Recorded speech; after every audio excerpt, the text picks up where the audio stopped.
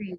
So again, welcome. Thank you so much for joining us. Thank you so much for coming to our virtual annual convening at G4GC. Again, just since folks are still arriving, thank you for joining the session, The Future of Philanthropic Leadership, How Philanthropy Can Share Power with Young People in the Sector. This session is for funders to hear from and learn from Youth Advisory Committee members and the work that they've been doing at G4GC. Should you have questions, I invite you to place them in the chat, and I will now hand it over to the panelists. Hello, everyone, and thank you so much for joining. Just to reiterate what Kendall said, we are holding questions until the end, but feel free to drop them in the chat. We'll take note of them and revisit them. So as for introductions, my name is Nakia King. I'm 20 years old and based in Baltimore, Maryland. I currently work as an autism instructor, and I wanted to talk a little bit about my experience with G4GC. G4GC has definitely pushed me further into philanthropy work. Prior to it, I mainly did like food drives and clothes drives with like my schools, my churches, my sorority. However, working with G4GC, I learned that there are so many different ways that you can give back and help your community. It doesn't just have to be through food and clothes. And one thing we did specifically is write a grant to give back to organizations fostered and based around children and youth of color. And that process with being involved with actually writing grants and picking who we can help and give money to just opened my eyes to the entire world of philanthropy. I will pass it over to my teammate, Lily. Hi everyone, my name is Lily. I'm currently a senior in high school, and right now I'm a tutor.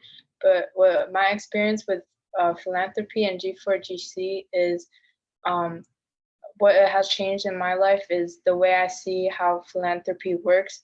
At first, I only thought it was just like one person doing all the work by providing the funds. Now I realize there's a whole team backing behind that one person that is needed in order to carry out in order to carry out a project together. So it's very collaborative, more than I thought it would be. And yeah, I'll pass it on to Jasmine. Thanks, Lily. Hi, my name is Jasmine Harris. I use the she series or the they series pronouns. And I was introduced to grant makers of Girls of Color via my home network at California Youth Connection. And so CYC is a youth-led advocacy organization that empowers system-impacted youth to elevate their stories to create legislative, policy, or practice change. With G4GC, I've been able to kind of get into more of the back end and philanthropy and kind of getting into how we can make those opportunities available to young people or other opportunities like that. I also serve as the Yolo County Foster and Kinship Care Education Program's AmeriCorps member, and as an alumni of their Independent Living Skills program, I'm able to again apply the skills that I've learned in the front end as a participant in the programming into the back end now as a peer mentor and leader in the program, and trying to make, again, more opportunities possible. So being with G4GC has really allowed me to understand how philanthropy is a tool to bring action. Normally in nonprofit work, it's a lot of like volunteers, it's passion-driven work, unpaid workers, or we think of low-wage work, but being able to be in community organizing and see the other side in philanthropy, I know that we're able to like have the funds to really build capacity to make things happen.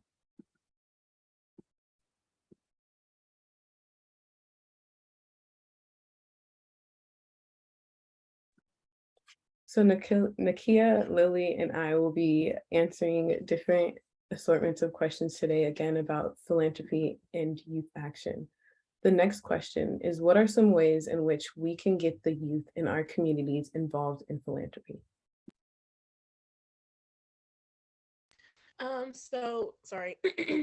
few ways that I think of getting the youth in our communities involved with philanthropy is simply taking charge and being an event planner, which entails creating a space for you to learn about philanthropy and discover some of the groups that may need the support the most.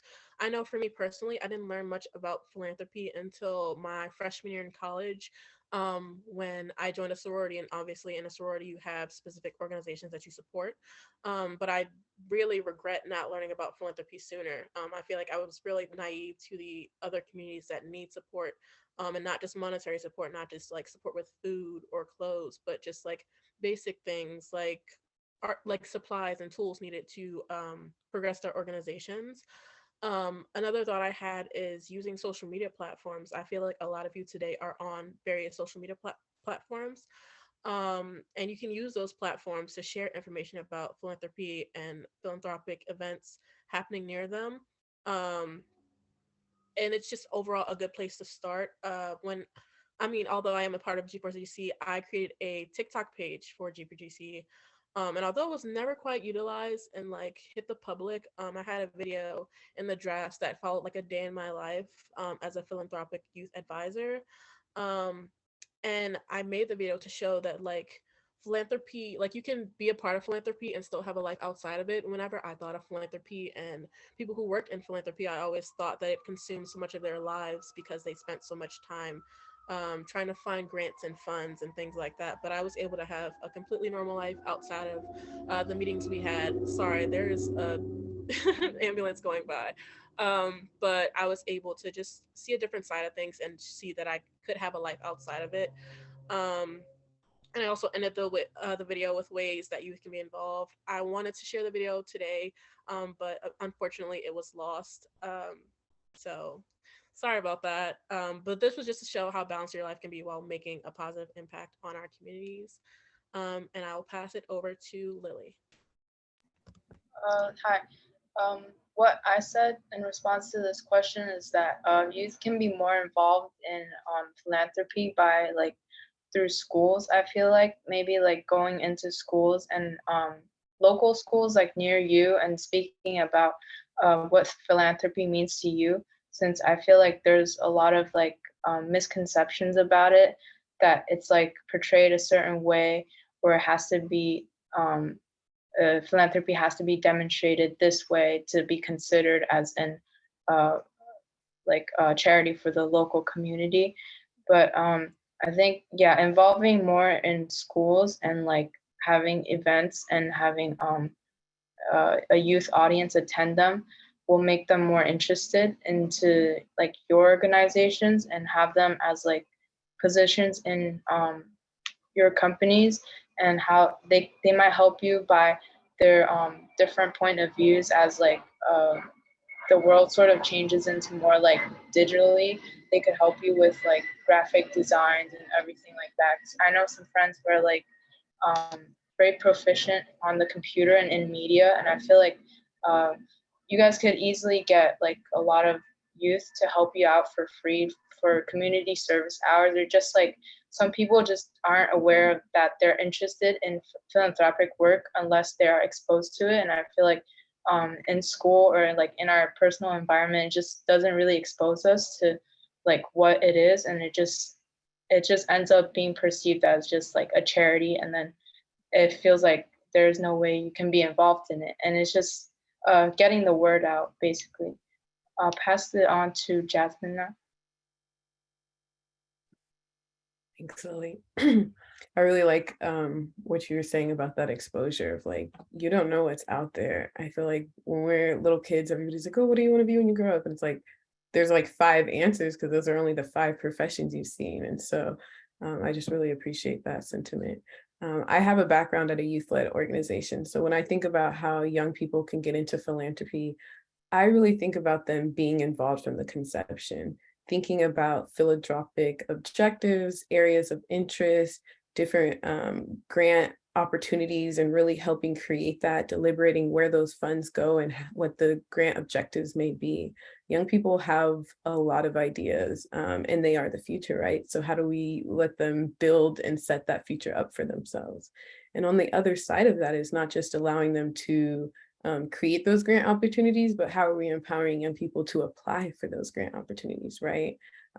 Why do they have to wait to live their dreams? How do we empower them to get involved and to understand that like you don't have to, like I, meet so many people who are like, oh, I'm gonna go get rich and I'm gonna come back and like do this and that and whatever. And I understand why they might think that that's how they have to do it. And I'm not saying that's a bad idea. And there's also so many people out there who might have the same vision or the same dream, and being connected to philanthropic networks and communities can allow you or grant you the access to really make your dreams come true, maybe sooner than you may think or in different ways than you may think.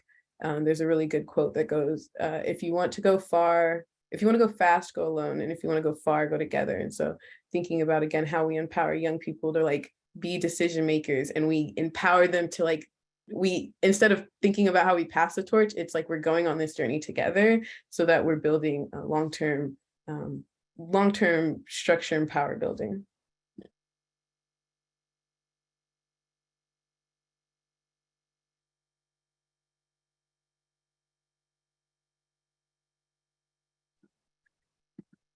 And as we think about what we want to build in that future, I'm going to transition into the next question of what do we want to see in philanthropy as we progress? To reiterate my point from earlier, not only do I want to see more youth and young people, but I want to see new and creative ways of giving back. As stated before, it doesn't always have to be food, clothes, or money.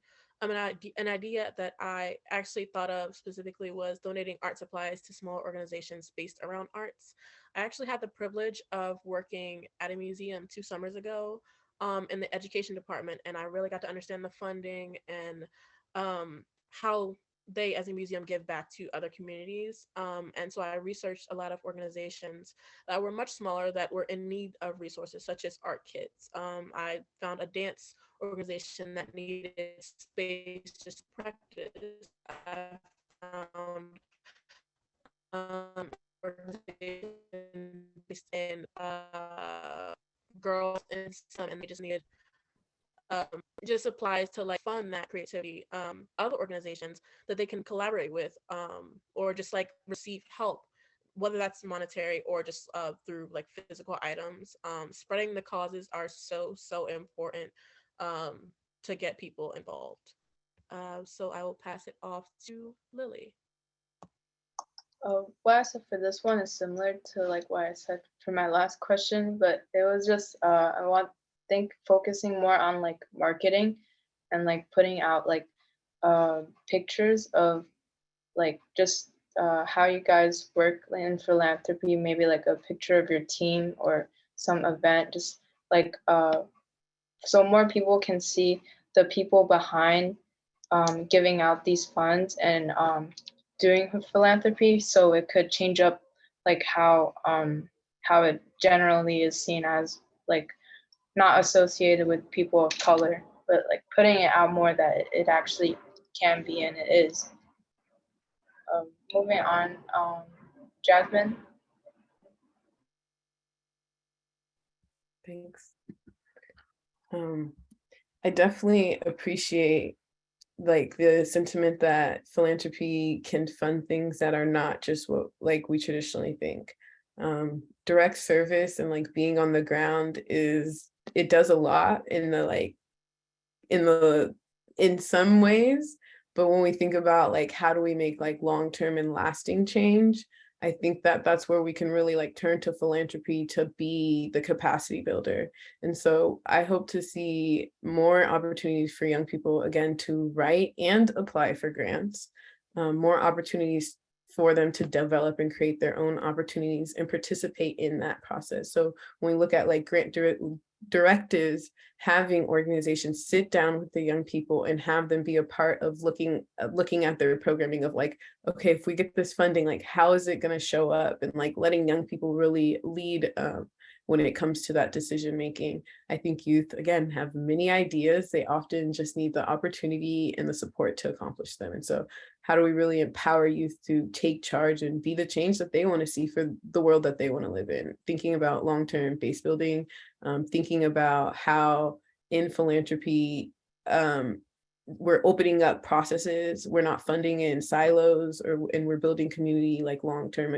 I know I keep saying those words, but I think that like sometimes it gets held in that one person, right? Like, oh, this person has this great network and they know this person and that, and tell that person to email them because they know, or this person knows. But like, how do we all know, or we know where to go for that information, or we know that that opportunity is available? And so just thinking about how we build, again, community and network and just support all over in a way that allows everyone to feel like I don't know, I just to make everyone feel like I'm a partner at this table, and I can make opportunities, I can make things happen, and I can make change happen.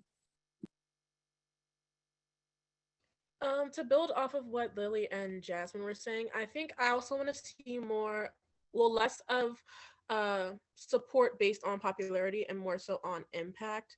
When I think of the organizations that I want to give back to in the future, when I do have the funds to support them, I think about my own hobbies. I'm really into writing. I'm currently writing 2 books, and I'm doing this without any help. I have no connections, but I am like determined to publish books. So when I think of organizations that I would invest money into, it would be into organizations based in writing and helping youth explore that creative side of them. Because I know those are like, that's a program that's really like overlooked. Like you don't really see an organization based in writing, and you're like, oh, let's like automatically invest funds into them. I feel like a lot of the investments that funders make are based on organizations that are popular. And so I think I want to see a shift away from that.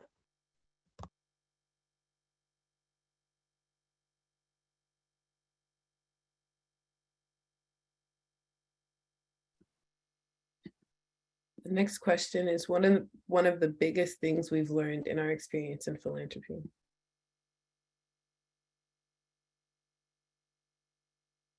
Sorry, I was taking a minute to reply to the chat. One of the biggest things I learned in my experience with philanthropy is that it's just so diverse in what you can do to support people. Because once again, I always had this thought in the back of my mind that philanthropy is just giving to the people who are struggling. So, like donating food to homeless shelters, and giving clothes to homeless women, creating feminine hygiene, like bins almost for homeless women. But it's a lot more than that. Like people that are stable and on their feet may still need support as well. You don't have to be like struggling to get support. And while it is good to invest funds into the people who are struggling the most, it's also important to invest funds into people who aren't struggling, who just need, like the word I keep saying, who just need support. Um, and I saw that through the grant that we were writing with G4GC. We weren't necessarily looking at organizations that were struggling, just organizations that were exuding a huge impact to their communities and the people that were involved with it.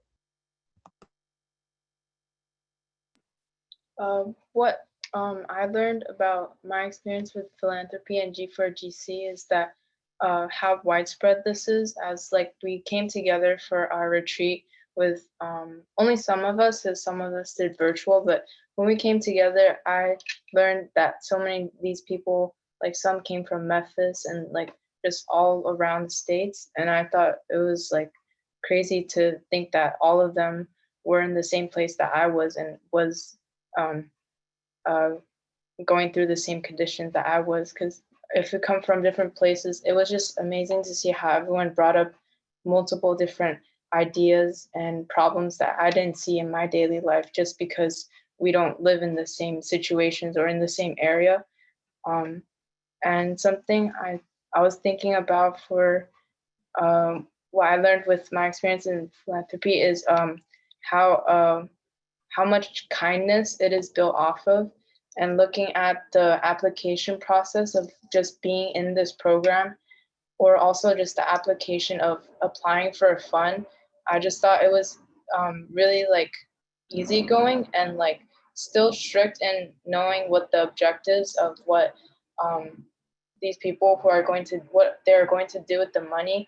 But it was the process was not made complicated for intentional reasons or anything.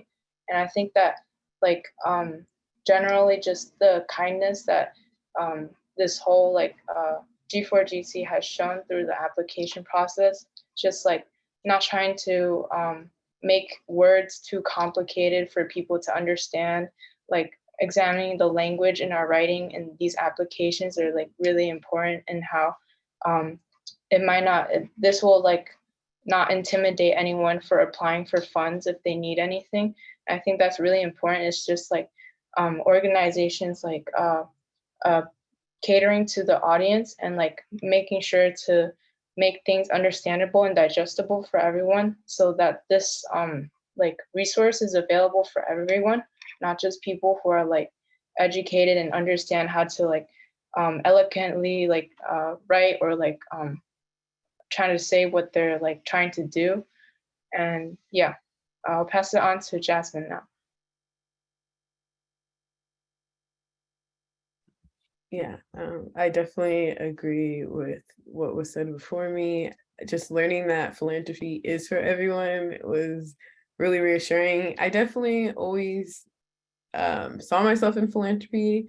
I definitely was the person I was talking about earlier who's like, I'm gonna go get rich to make these things happen. And I learned that I don't, maybe I can get rich too, or I can make change in my community sooner than that. And so it's like been really empowering. And so thinking about like, how do we continue to create opportunities of equitable with equitable access. It was really cool to even be in this space right now and see, for the faces that are on screen, again, a diverse room. It's not just old white people in tuxedos at, fundraisers at the Met and stuff, like tickets that cost more than my car, stuff like that, right? That we can like make change in our community, like right here, right now, on Zoom, online, wherever you are, call in, we'll make it work. And so, I'm out of school, I'm in college right now, but like I'm working with like high schoolers and young folks, and it's like, it's really cool. It's really reassuring. Like I was a young folk doing this stuff. I am still a young person doing this thing, but like knowing that like our future is in good hands. Like we just need to, again, create those opportunities, fund those opportunities, empower those opportunities, and like learning that philanthropy, again, isn't just charity. It's about like redistributing wealth, redistributing opportunities, building those is it's been a really exciting journey.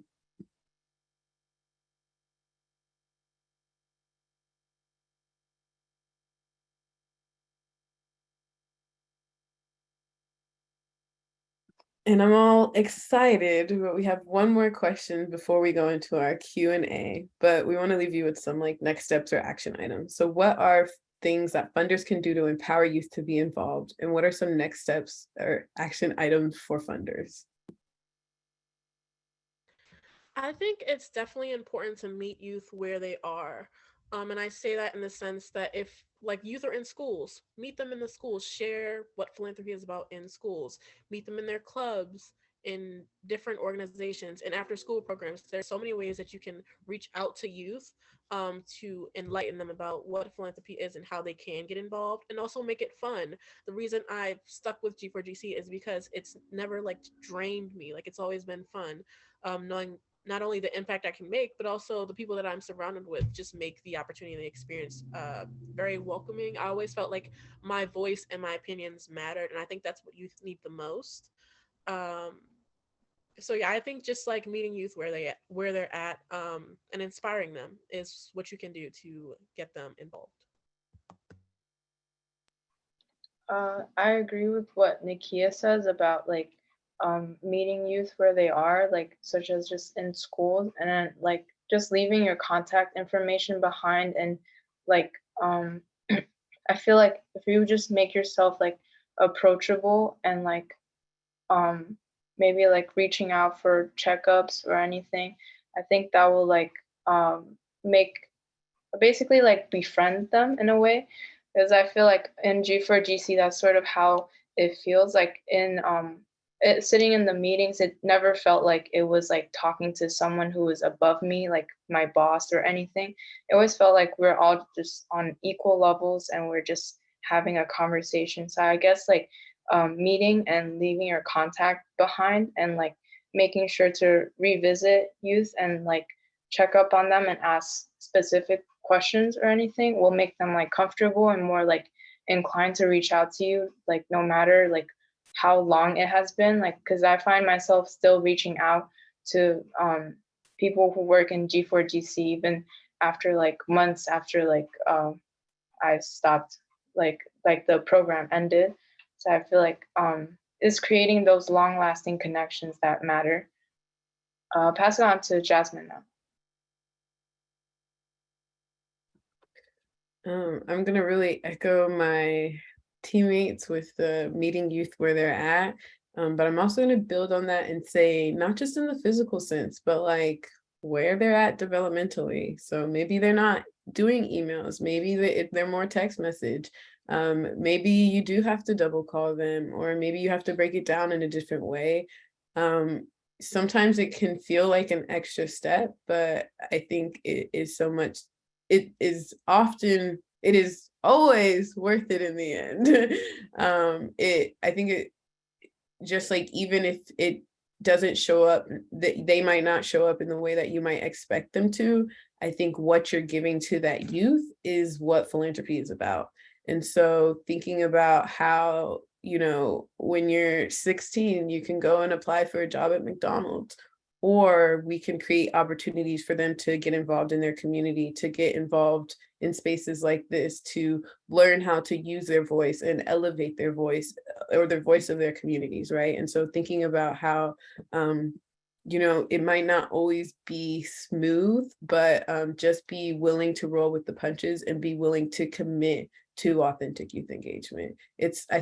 I guess the action item would be willing to commit. And so with that, we will open the floor to questions.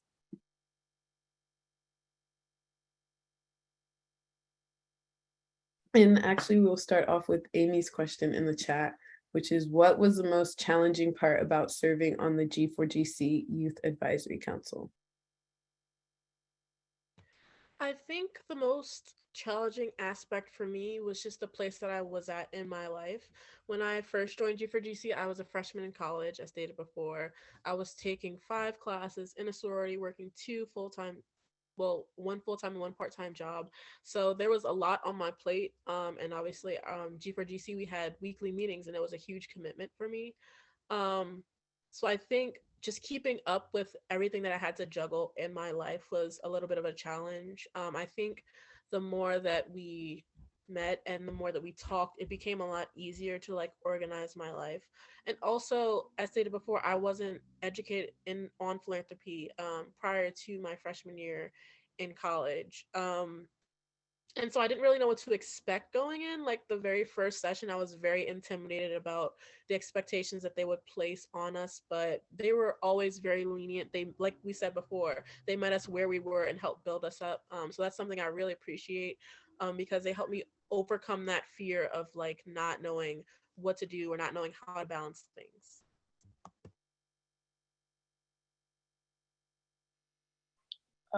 For me, the greatest challenge of being part of G4GC, I think, is the, like, as everyone said, we all have like, as like students or like college students who have their own jobs, we all have like other stuff going on in our lives, like extracurriculars that like sort of take away our time or energy. So sometimes it felt like there was like other things that had to be done, and then it's just like everything, the time is like on top of each other for meetings.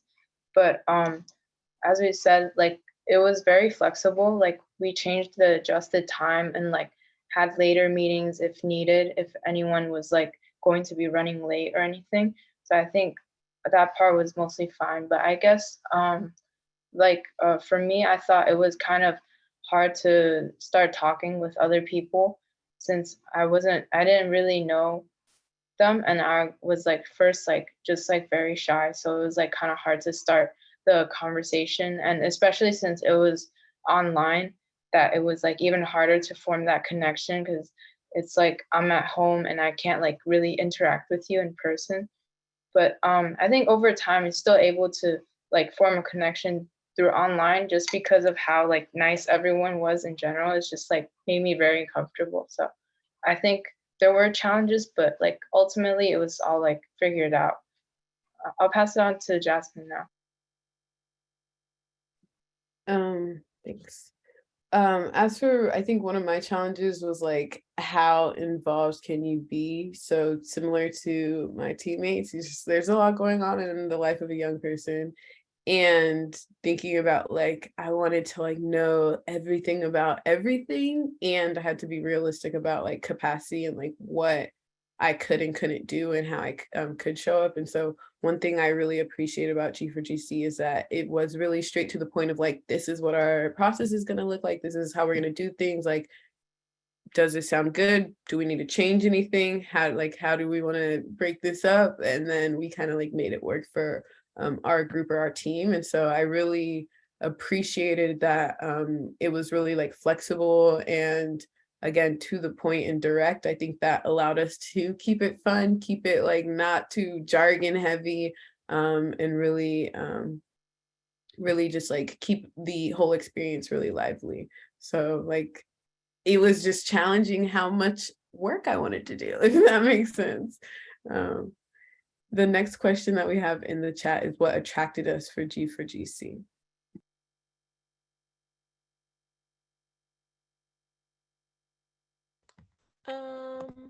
So initially, I knew nothing about G4GC. I actually got connected with G4GC through an organization I was with prior. I worked as a youth supervisor for Green Mountain West Community Center based in Baltimore, Maryland. And it was a community center for youth of color. It was essentially an after school program, but also a summer program. And we wanted to get them involved in their community and involved in different hobbies such as sewing, music, drawing, cooking, everything of the sort. And so my boss sent me like a flyer and recommended me to apply. And when I applied, I didn't expect to like get accepted or like be a part of G4GC. But the interview went surprisingly well, and I did get a spot. And oh, sorry, is it like disconnecting, Kendall? Yeah, your audio is a little jumbled.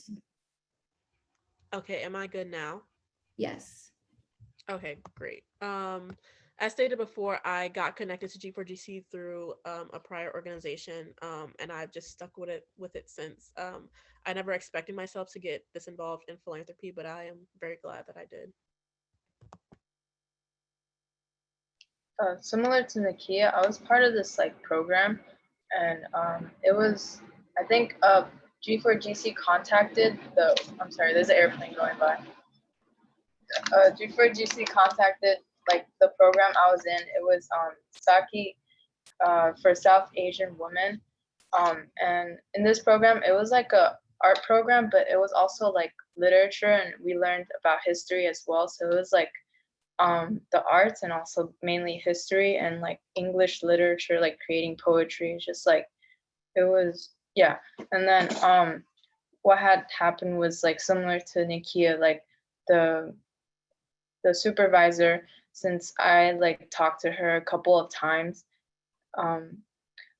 she like recommended me to apply for it, and she sat in on the interview meeting with me to with Kindle and Wani, and that's how I got involved with G4GC. But before that, I didn't know that, and I thought it was nice like that like G4GC specifically reached out to like these like programs of these organizations and specifically said not to forward this email to like a lot of people, so it could be like limited to only like a certain group of people. It wasn't like everyone had the chance to get in, so I definitely feel very lucky to be a part of this. Jasmine, you can go. Yeah, so similar to my co-panelist, I was connected through the organization that I have been a long time advocate with, California Youth Connection. But what like attracted me to G4GC to say yes to this opportunity, for one, I specifically served with the Black Girls Freedom Fund. which for me was pretty impactful just to hear their goal, their vision, the work that they're doing. Like it was just really aligned with what I want to see in the world. And so I just felt like the fact that not only were they just they were like creating these opportunities for Black girls, but they were very intentional and making sure to include language like gender expansion and gender expansive youth. And so making sure that like it's with the times, it's not this like exclusive or like special kind of like thing. It's this like real and authentic for the community thing, is like, this is what we see in the community. This is like who we're here to support and serve right now. And we're going to create an opportunity for you, like a pretty open, like there's not a lot of grant objectives for the Black Girls Freedom Fund. So pretty open opportunity for you to like do the change, have the funding that you need to do the work that you want to do. And so like to me, it was just really, it was really exciting to be in community and be in that space and be connected to people doing that work and wanting to see similar visions as me. I'm gonna share another corny quote because I like corny quotes, but I saw something recently that was like, you don't find your purpose, you make your purpose. And so thinking about like what I want to see in the world, I just definitely think that this was something that is aligned with my purpose that like I'm choosing, right? Like I want to see more spaces like this. I want to be even showing up here, it's like because I want to be a part of building more spaces like this. And so that is what attracted me to G4GC, is being able to be in community, to be a part of the next steps. And so with that, I'm going to actually, and I think that kind of turns us into our next question from the chat, which is, how did G4GC go about recruiting? And so I'm going to actually turn that to Kendall. Thank you. Thank you all. I'm so excited that it's just been such a beautiful conversation. So I can share a bit about recruitment. Don't want to take up too much time, given that we do have roughly 5 or so minutes left. But we have different recruitment processes for different councils. So for Black Girl Freedom Fund, the very first recruitment process was actually reaching out to the co-founders of Black Girl Freedom Fund and asking them to share with young people, who then applied to be a part of the Black Girl Freedom Fund Youth Grant Making Council. And so at least for the first round, we had a conversation with young people during the recruitment process, asked them what they needed, asked them what they would need to show up authentically, but also what resources they would need to be a part of this process, whether it was a technology stipend. We obviously offered honorarium for folks and their labor and their time, but also just wanted to make sure they had what they needed to be a part of the Youth Grant Making Council. And so that also included, for Black Girl Freedom Fund, at least a psychologist who served as a trauma specialist. Lily mentioned the retreat we had this summer, where we actually talked about rebranding trauma specialists, because folks were like, oh, I want to talk to Dr. Katie, but a trauma specialist is not really my vibe. But we did have that support available to folks should they need to talk to someone during the grant making process in case something came up that was triggering or not. The second question, or the second recruitment process for the Youth Advisory Committee and Design team was a little different. We shared that we were doing a Youth Advisory Committee and Design team with all of our grantee partners, but we shared it in 3 different ways. One, we wanted to prioritize folks who often don't have a lot of access to philanthropic engagement. So we made sure to prioritize organizations that were not based on the East Coast or the West Coast. So even though there are definitely folks that represent the West Coast and the East Coast, we wanted to make sure that we were capturing the beautiful tapestry of our communities, which is all over. From there, we also had a conversation with young people who were nominated by folks in the community. We had a conversation. Similarly, we asked them what their needs were. And then we really went from there of like co-building this process together. So I'll end there. And I think there are more questions in the chat.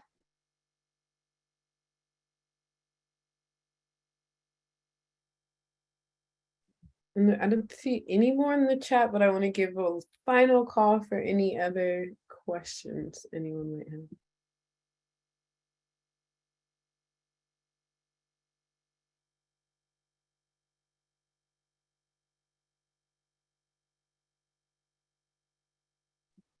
And I definitely encourage you all to scan the chat. There's some opportunities being dropped in the chat, information on the Black Girls Freedom Fund, as well as always the opportunity to network.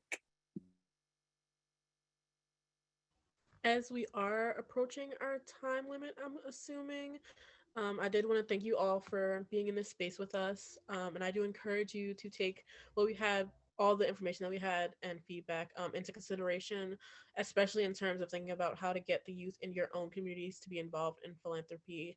And just think about the things that you can do to support the youth in any way that that looks like. Thank you so much for your time and consideration and what we spoke about.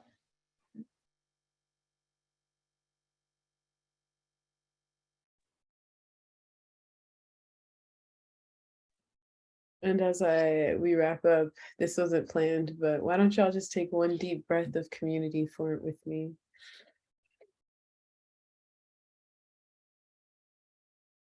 Thank you for joining us today. Thanks, y'all.